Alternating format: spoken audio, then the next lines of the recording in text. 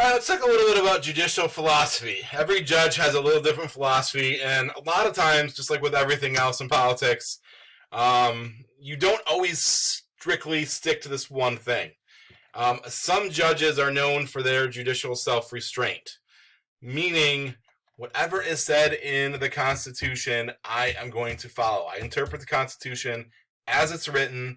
I don't try to read into or change the meaning. What's written on the page is what I apply to this scenario. A lot of times people that practice judicial self-restraint are known as constitutionalists or originalists. The other philosophy would be known as judicial activism, where you take into account maybe how society has changed a little more, interpret maybe the intent of what's written in the Constitution. What did they mean when they said this? How would it be different today because times have changed? That sort of thing. So Republicans tend to be more along the lines of people with the judicial self-restraint. What's written is what's written. If we don't like what's written, we change it. But we apply it how it's written. Democrats tend to be a little bit more like, we can interpret a little, we can kind of play with it, we can set policies based on this. So we can interpret it to meet the changing needs of our society.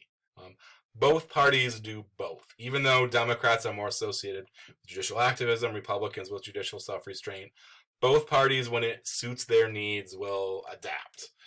They will kind of do both. That's just the way, again, it's kind of the way politics works. Everybody always flip-flops a little bit. Now, what this means is judicial self-restraint. If that's my philosophy, that might mean I look at what's on the page and I just say, like, that is not a good idea. That's going to hurt some people. That is a bad policy. I wish that wasn't written like that.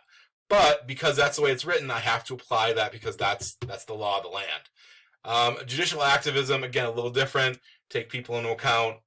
You take changes into account a little bit more. People that are judicial activists, a lot of people criticize them because they feel like they are trying to set policies from the bench. We talked about gay marriage. That's a good example. So when the Supreme Court, was it 4 or 5 years ago, when they said gay marriage was now permissible in all 50 states, again, that's judicial activism. That's changing a policy. Some people are critical of that. They see that's the role of Congress. They feel like the court's stepping on some toes. Others feel like that's sometimes a necessary route to take. It just depends.